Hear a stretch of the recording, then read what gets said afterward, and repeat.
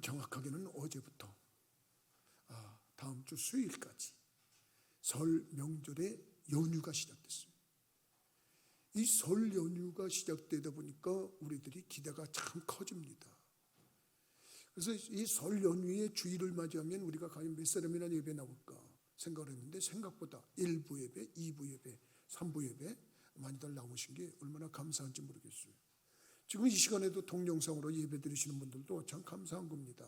그래도 참 문명의 이기를 가져와서 우리가 이렇게 영상으로라도 예배를 드릴 수 있으니 얼마나 감사합니까?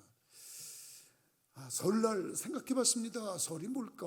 여러분, 왜 설날이 설날입니까? 까치까치 설날은 옛날이고요. 뭐 어저께고요. 옛날이 아니고.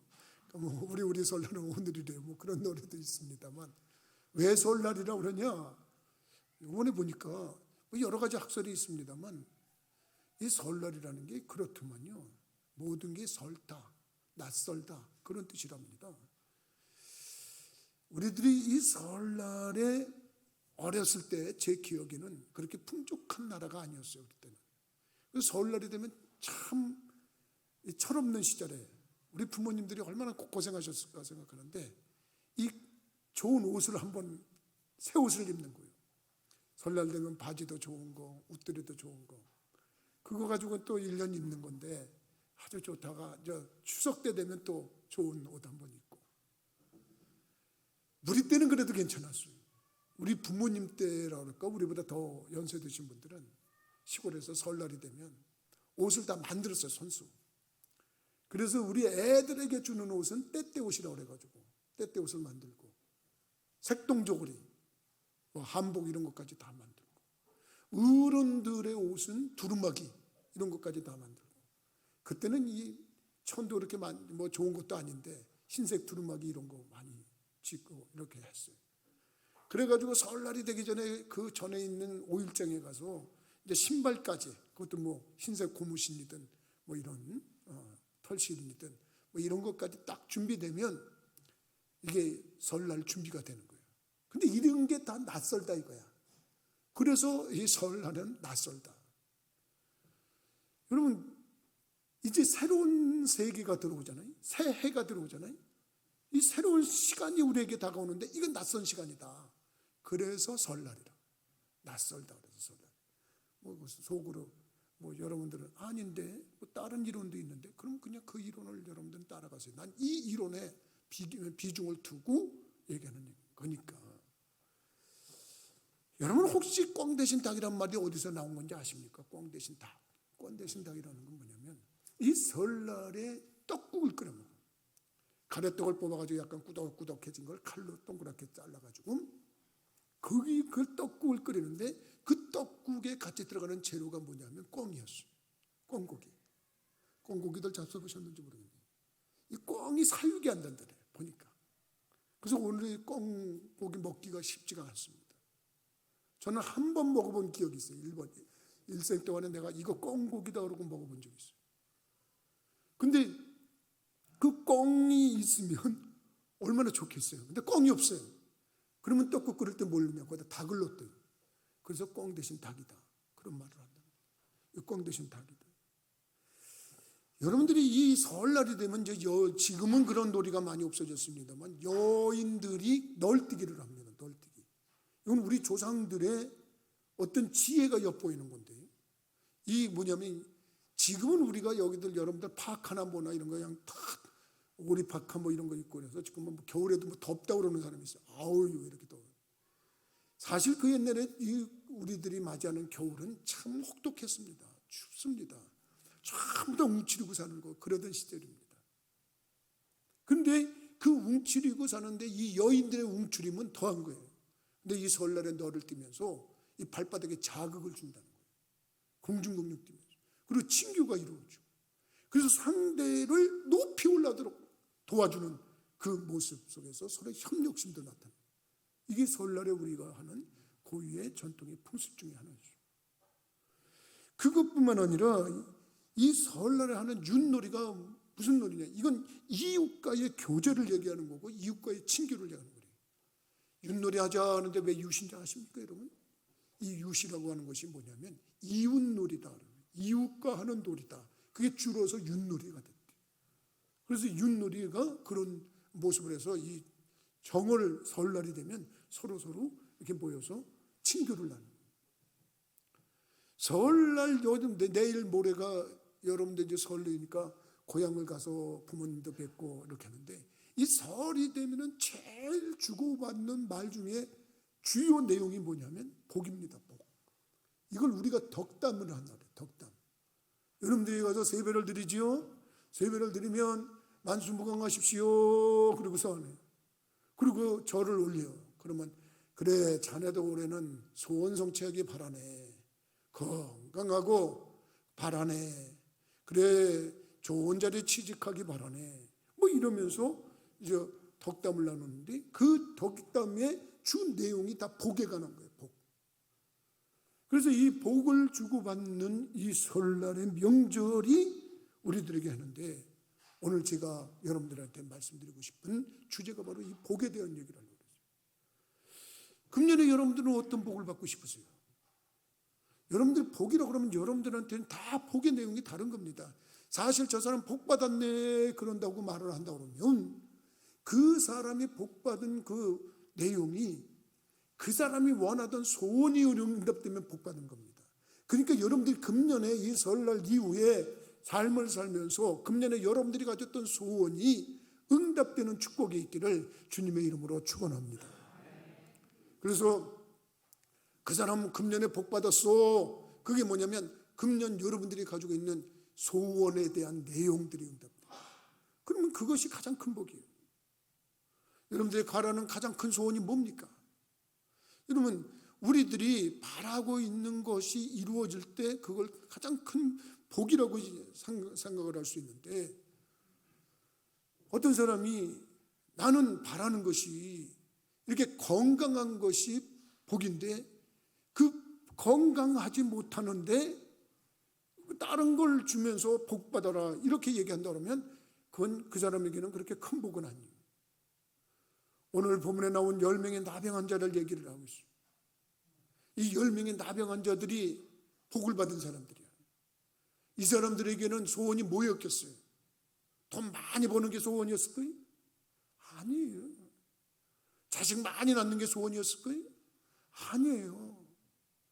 이 사람들이 가지고 있는 복의 내용은 자기들이 가지고 있는 나병에서 회복이 되는 거고 치유가 되는 거예요. 근데 오늘 본문에 보니까 10명의 나병 환자들이 다 치유가 되는 사건을 경험하는 거예요. 이 사람들이 복을 받았구나. 그 중에 한 명은 더 큰 복을 받았어요. 그래서 저는 오늘 본문의 말씀을 가지고 더 큰 복을 받은 사람 이렇게 제목을 삼아봤어요. 여러분, 금년에 정말 복을 받고 싶고 여러분들이 소원하던 일이 잘 되고 싶고 그렇다고 그러면 우리는 성경을 통해서 그것을 배워야 되는데, 그 성경에서 배우는 것 중에 뭘 배워야 될까? 오늘 말씀에서 여러분들이 정말로 그 내용을 깨닫고 금년 안에 정말 나는 이 말씀대로 살았더니 이렇게 큰 복이 임했다고 고백하고 간증하는 복된 심령이 되기를 주님의 이름으로 축원합니다. 이분들이 복을 받은 이유가 있다고 그러면 먼저 이 사람들은 기도를 했다는 사람들이에요. 무슨 얘기냐? 기도가 뭐냐? 하나님 찾으면 기도예요. 성령님 찾으면 기도예요. 예수님 찾으면 기도입니다. 이 나병 환자들이 당시에는 치료 방법이 없어요. 나병에 걸리면 치료가 안 되고 죽어야 되는데 더더욱 무서운 것은 이 나병이 전염이 된다는 거예요. 걸리면 치유가 안 되고 죽음의 길로 가는 것뿐이 없는 그런 절망적인 병을 얻는 사람들이에요. 이 사람들이 소문이 들려옵니다. 예수님을 만나면 자기들의 병이 치유가 될 거라는 걸 믿고 있었어요. 근데 바로 자기들 있는 동네에 예수님이 지나가시는 거예요. 법으로 이 사람들은 멀쩡한 사람들 곁에 갈 수가 없어요. 근데 예수님이 지나간다는 말을 듣고 소리 질릅니다. 예수 선생님이라고 소리를 질러요. 그리고 자기들을 불쌍히 여겨달라고 간구합니다. 거기에 보면 우리들이 이 나병 환자들이 한 명도 아니고 10명이 합심해서 간구했다고 하는 것. 우리 하나님이 응답하시는 조건이 되는 줄 믿으시기 바랍니다. 여러분, 멀리 서서 예수 선생님이여 우리를 불쌍히 여기소서 그리고 간구하는데 그 부르짖음이 얼마나 컸든지 예수님께서 그들을 보시고 너희들은 가서 제사장에게 보여라. 그런데 그 후로 치유가 됐다고 성경은 기록이 되어 있어요. 그럼 오늘날 이 코로나 사태 속에서 치명적으로 우리들이 교회적으로 신앙적으로 해를 받는 치명적인 모습이 뭐냐면 일단은 합심할 수가 없어요. 성경에서는 마태복음 18장 19절에 보면 두 사람이 합심하여 무엇이든지 구하면 내가 시행한다. 분명히 하나님이 그렇게 말씀하셨어요. 두 사람이 합심해서 기도하면 하나님의, 근데 10명이 합심해서 기도했잖아요. 응답이 안 될 수가 없어요. 예수님을 소리소리 부르치면서 부르는데 여러분 이 합심 기도인데 오늘날 코로나 때 모이지 말라 이거예요. 모이지 않는다. 그리고 또 취약한 게 뭐냐면 소리내지 말라는 거예요. 기도하지 말라는 거예요. 기도가 무슨 예수님이 길을 잡섰냐, 하나님이 길을 잡섰냐, 왜 소리를 질러야만 하나님이 듣는다고 생각하냐, 그렇게 얘기를 해요. 이게 얼마나 우리 영적 생활에 마이너스가 되는지 몰라요. 저도 우리 교인들한테 요새 그렇게 얘기를 해요. 여러분 꼭 소리내서 기도하는 게 기도 그렇게만 하지 말고 조곤조곤 기도합시다. 그랬더니 와 우리 교인들 정말 묵상기도 잘하셔. 내가 보니까 새벽 기도 나왔다가도 조용히 기도하죠. 근데 그 기도의 시간이 얼마 가지 못해요. 여러분 우리들이 소리내서 기도하는 거하고 소리 안 내고 기도하는 거 엄청난 차이가 있습니다. 그래서 제발 좀 소리내서 기도하면서 샤우팅 소리치지 말고 이 자기 귀에 자기 기도가 들리도록 좀 해봐라. 좀 간절하게 기도를 집중하기 위해서 그렇게 해라. 그렇게 얘기를 해도 이제 한번 입을 닫은 사람들은 입을 벌려서 기도하지 못해요. 그리고 또 입을 벌려서 기도하면 남에게 피해가 될까 봐 못해. 이래 못해 저래 못해 기도를 못한다고 그래요. 마귀는 이 코로나를 가지고 얼마나 우리 신앙인들을 공격하는지 몰라요. 그래도 여러분 마음을 같이 해서 기도했을 때 하나님의 역사가 강력하게 일어나는 것은 성경이 증명하는 바입니다. 사도행전 1장 14절에 보니까 예수님께서 승천하시고 나서 예루살렘을 떠나지 말고 내가 지시한 것을 받을 때까지 너희들은 간절히 간구하라고 말씀하셨어요. 그때 사람들이 모여가지고 예수의 어머니 마리아뿐만 아니라 예수의 아우들까지 마음을 같이 해서 합심해서 오로지 기도에 있었다 그랬어요. 이것이 성령이 강림하던 시절의 그 원인이야.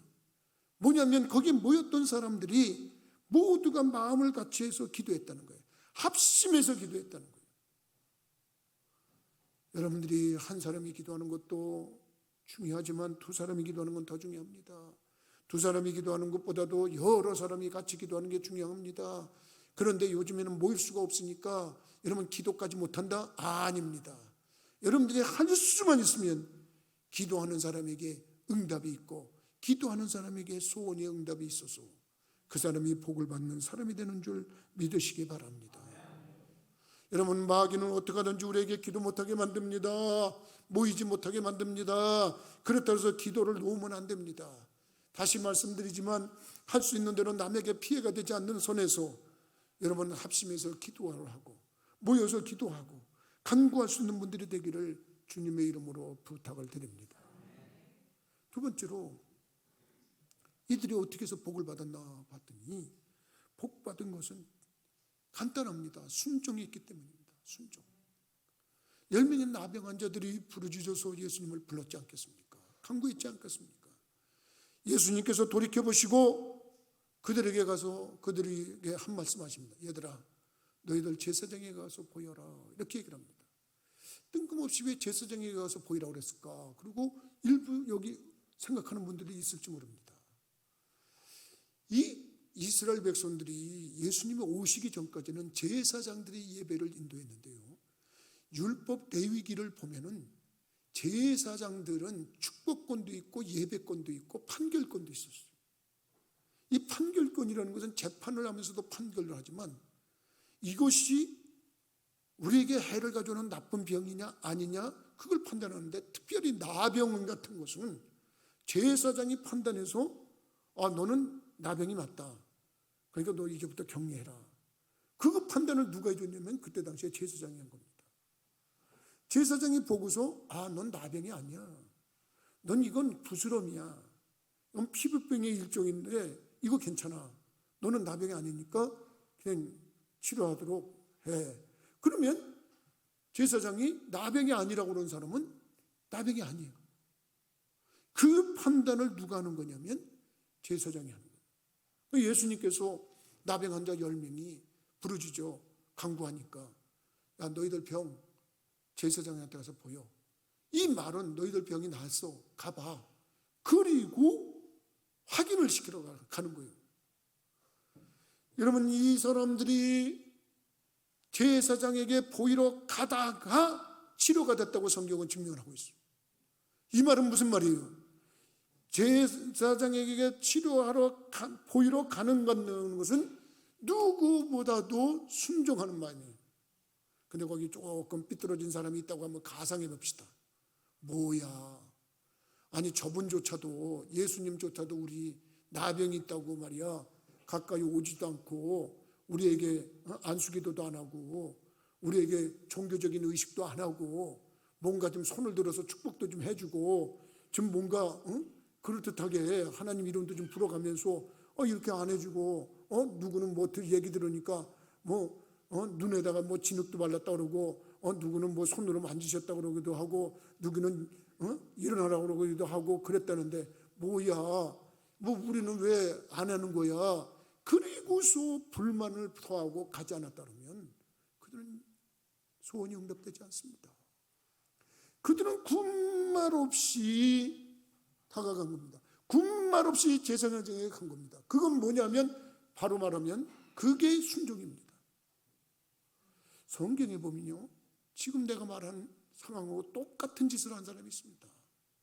누구냐면 그 사람도 나병 환자입니다. 아람이라고 하는 나라의 군대 장관이라고 성경은 소개를 하고 있어요. 이름은 나만 장군입니다. 이 사람은 군인을 이끌고 나가서 이웃나라에 전투가 벌어지면 백전백승하는 사람입니다. 그런데 이 사람에게 치명적인 약점이 생겼어요. 나병이 걸린 겁니다. 여러분, 이 나병은 치료할 수 없는 병입니다. 정말 고민입니다. 걱정입니다. 누구한테 얘기할 수도 없는 겁니다. 그런데 전에 이스라엘을 공격해가지고 거기서 참한 소녀 하나를 데리고 왔어요. 그리고 자기 집에다 놓고 가사 도우미로 썼어요. 그 가사 도우미인 소녀가 주인 아저씨를 보니까 나병이 드는 거예요. 같은 집에 사니까 이 사람들이 어떤 고민이 있는지 어떤 걱정이 있는지 그걸 아는 거예요. 이 소녀가 얘기합니다. 주인 아저씨, 우리나라에 가면 치료될 수 있는데. 그 말을 듣고 야, 너 그게 무슨 말이냐 그랬더니 우리나라에는 유명한 선지자님이 계시는데 그분을 만나면 병 못 고치는 병이 없습니다. 그분은 죽었던 아이도 살려내는 사람입니다. 그래? 여러분, 사람이 말이죠, 약해지면요 뭔가 붙잡고 싶어지는 게 사람의 심리입니다. 너 그 말 정말이냐? 그럼요. 그랬더니 왕에게 특별 휴가를 요청합니다. 왕이, 아니 장군, 무슨 일인데 휴가가 필요해? 네, 제가 지금 몸이 아픈데 이웃나라 이스라엘에 가면 치료가 될 수 있다고 합니다. 그래? 그러면 말이야, 내가 이스라엘 왕한테 친서를 써주지. 그리고서 친서를 써줬어요. 친서를 써주고 그 친서를 가지고 이스라엘 왕한테 가니까, 아이고, 이스라엘 왕이 그렇지 않아도 저 나라가 힘이 있다고 우리를 괴롭혔는데 이번에는 또 무슨 구실로 우리를 공격할까 했더니, 아니 내가 무슨 의사야 뭐야, 왜 나한테 나병을 고치라고 이런 걸 하냐고 정말 천정긍긍하고 있는 거예요. 엘리사가 그 얘기를 들었습니다. 그 사람 우리 집으로 보냈어요. 그러고 사는데 엘리사가 오라고 그러니까 나아만이 그 일행이 엘리사의 집으로 전부 다 행차를 한 겁니다.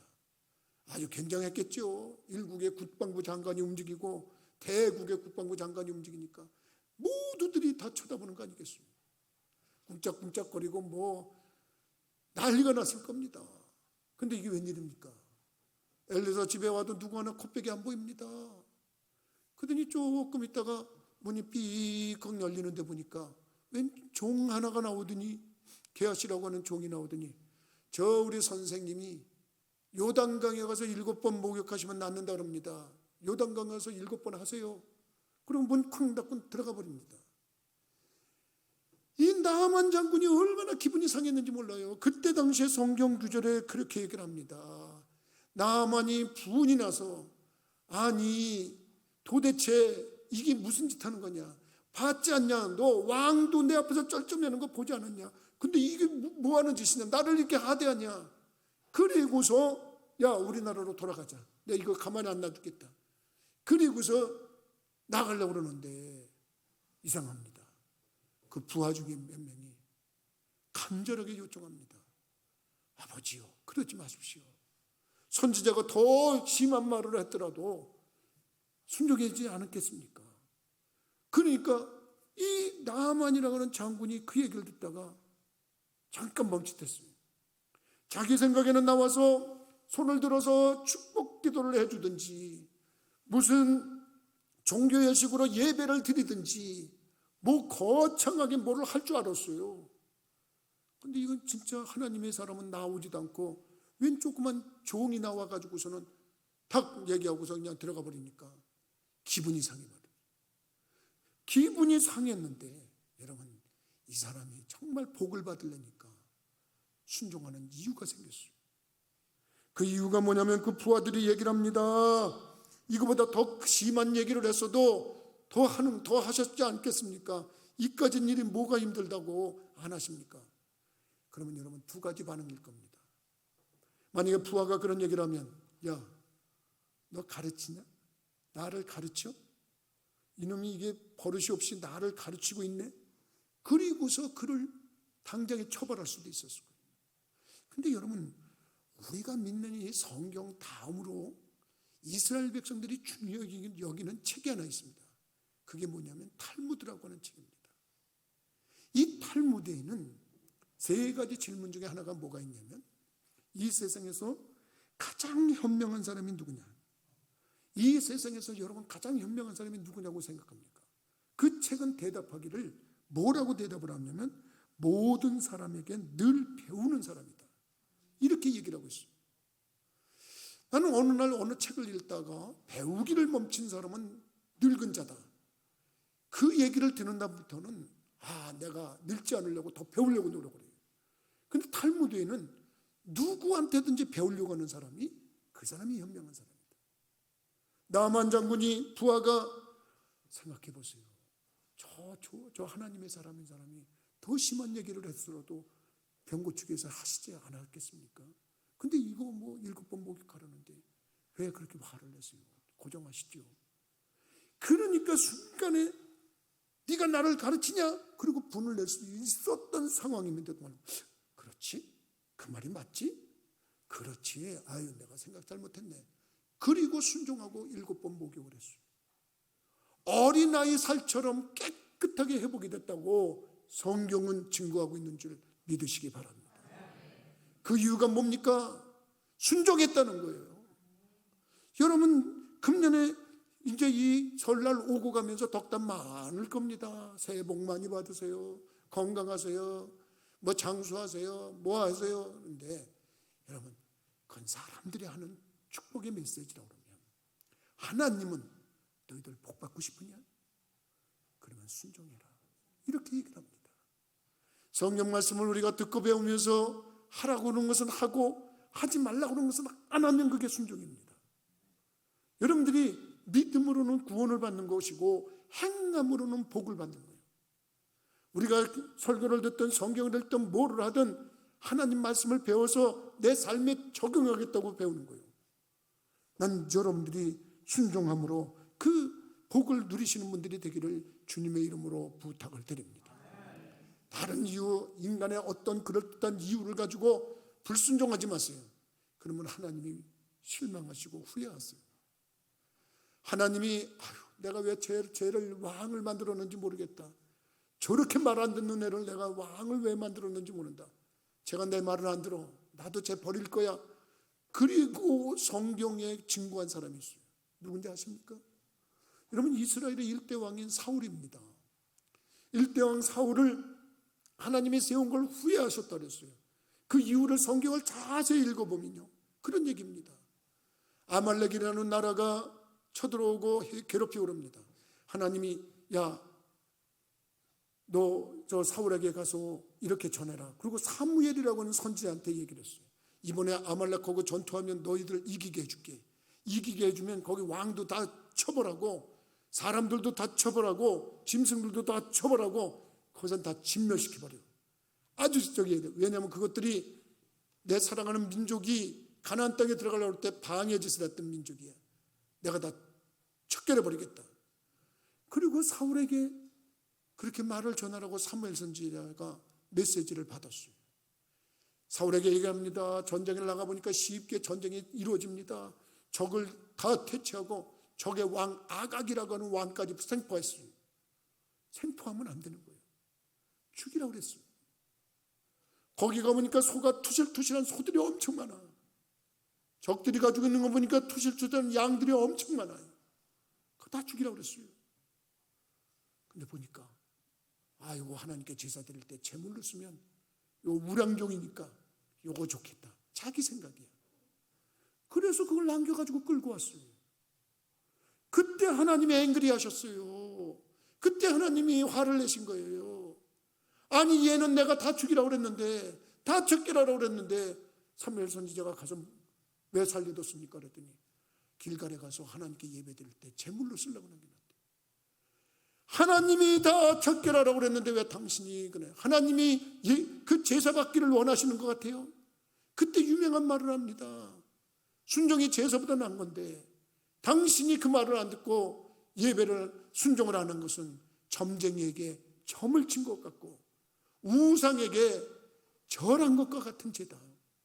순종하는 것이 점쟁이에 가서 점을 친 것 같고 우상에게 절한 것과 같은, 하나님을 배반한 짓과 똑같다, 그렇게 얘기를 했어요. 그리고 너가 내 말을 안 들었으니까 나도 너를 버리겠다 그랬어요. 그리고서 끝났어요. 사울은 그 이후로 끝이 나버렸어요. 우리들이 신앙생활하면서 제일 중요한 것 중에 하나가 뭐냐? 오죽하면 순종이 제사보다 낫다 그랬어요. 예배 드리는 것보다 더 나은 것이 순종이라고 그랬어요. 여러분들이 성경을 하는 것만큼 하라고 하는 거는 하세요. 하지 말라고 하는 건 하지 마세요.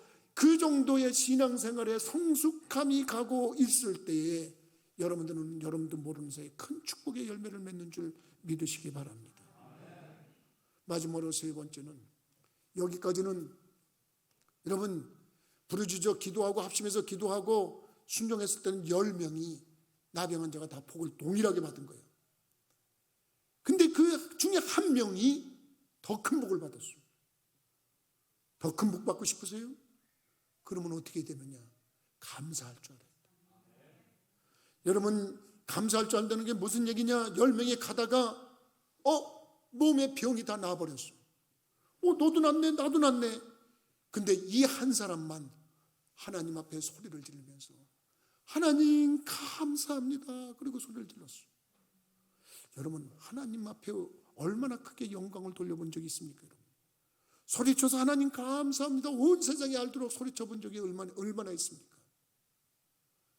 나는 내가 지금까지 살아오면서 제일 기억에 남는 사람, 소리 지르면서 하나님께 감사하다고 소리친 사람 한 사람 기억나는 사람이 있어요.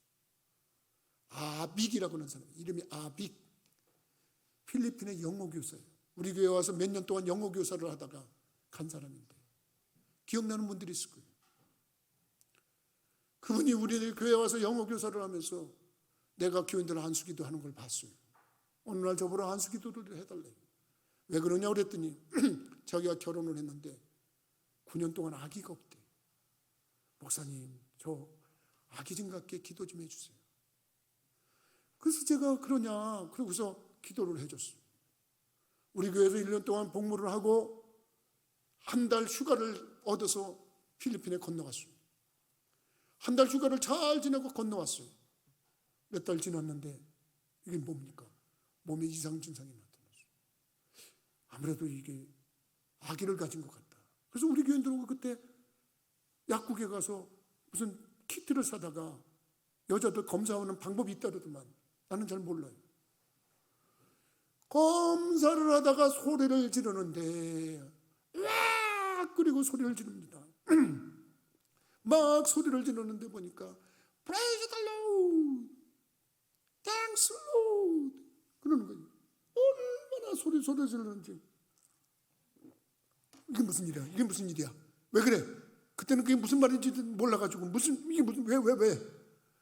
우리말로만 하면 하나님 감사합니다. 하나님 감사합니다. 그리고 소리를 질렀어요.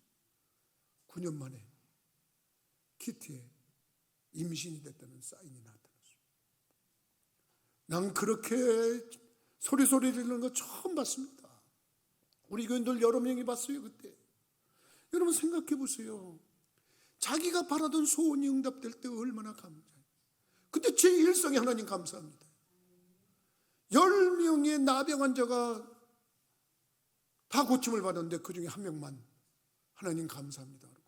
아이고 이거 어떻게 돼요? 큰 소리로 하나님께 영광을 돌리고서 예수님께 바로 돌아왔는데 예수님이 야 10명 다 고침 받았는데 한 명 어디 너 다른 9명은 어디 갔냐?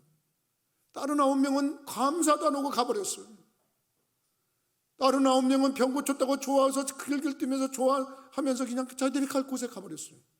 이 한 명만 예수님께 돌아와서 감사하다고 경배를 드렸어요. 예수님께서 한 말씀 하셨어요. 네 믿음이 너를 구원하였느니라. 여러분 인생 중에 가장 큰 복이 뭘까요? 나는 지금까지 살아오면서 인생 살지 않았지만 인생이 이렇게 빠른 세월이고요. 아침에 보이다마는 안개 같은 것이 우리 인생이라고 그랬어요. 날아가는 화살 같은 것이 시간이라고 그랬어요. 정말 빨리 지나갑니다. 우리는 모두 이제 조금 있으면 저 길에 지금 할머니 할아버지들이 유모차 비슷한 걸 끌고서 이렇게 걸어다니는 것처럼 우리는 다 파파 할머니 파파 할아버지가 되고 결국은 다 이 세상을 이별해야 되는 겁니다. 근데 그 다음 세상을 위해서 예수님이 이 땅에 오셨다고 성경은 증명하고 있어요. 하나님이 세상을 이처럼 사랑하사 독생자를 주셨어요. 이는 저를 믿는 자마다 멸망치 않고 영생을 얻게 하려 하십니다. 여러분 우리들의 삶 이후에 영생이냐 영벌이냐가 가장 중요한 복 중에 하나입니다. 여러분들이 정말 큰 복이라고 하는 것은 영생을 소유하고 사는 겁니다. 정말 불행한 사람은 이 땅에서 어떤 복을 누렸더라도 죽은 이후에 영벌이라고 그러면 그걸 우리는 지옥이라고 합니다. 영생은 그걸 우리는 천국이라고 합니다. 그런데 이 한 명의 나병 환자에게는 편안히 가라. 너를 구원하였다. 이 말은 너가 이제 영생을 얻었다. 이 말은 네가 이제 천국에서 살 것이다. 여러분 우리는 과거에 돈 많은 사람도 세상 떠나는 거 봤습니다. 건강해서 삶을 사는 사람도 나이 들으니까 다 세상 떠나는 거 봤습니다. 진정한 복은 영생입니다. 그 복을 이 한 명의 나병 환자가 받았다는 얘기입니다. 이유는 하나, 감사했다는 겁니다. 여러분 설 명절을 다니면서 이제 설 명절에 이곳저곳에 다니면서 여러분들은 덕담을 많이 할 겁니다. 복 많이 받으라고 그럴 겁니다. 정말 중요한 것은 여러분들이 복 받을 사람들이 된다고 하면 다른 거 아닙니다. 감사를 잃어버리지 마세요. 감사를 잃어버리는 사람이 가장 불행한 사람입니다. 근데 감사할 줄 아는 사람이 가장 행복한 사람입니다. 아까 다시 얘기합니다만 탈무드에는 이 세상에서 가장 현명한 사람은 누구냐 질문했더니 모든 사람에게 늘 배우는 사람이다. 그러면 이 세상에서 가장 강한 사람이 누구냐 그리고 질문했더니 거기서 대답은 자기 자신을 이기는 사람이다. 이 세상에서 가장 부유한 사람은 누구냐? 그리고 질문했더니 범사에 감사하는 사람이다. 여러분, 자기 돈 100만 원을 가지고 감사하는 사람은 그 자체로 부유하게 사는 겁니다. 1억을 갖고 있는데도 아직 나는 더 가져야 돼, 그러고 하는 사람은 아직도 부유하지 못한 겁니다.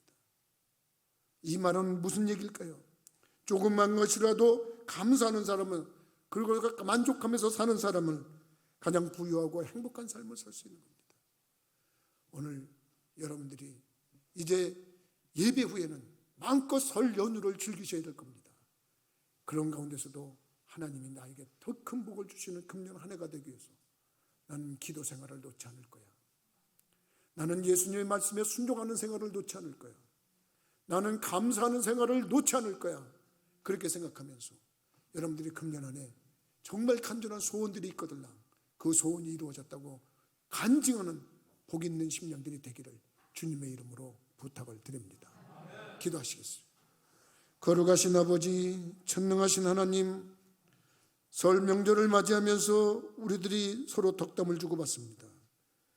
우리들이 할 수만 있으면 더 큰 복을 받아야 될 텐데 우리들이 지혜롭게 기도 생활하는 자들이 되게 하시고 순종하는 사람들이 되게 하시고 감사하는 사람들이 되게 해 주옵소서.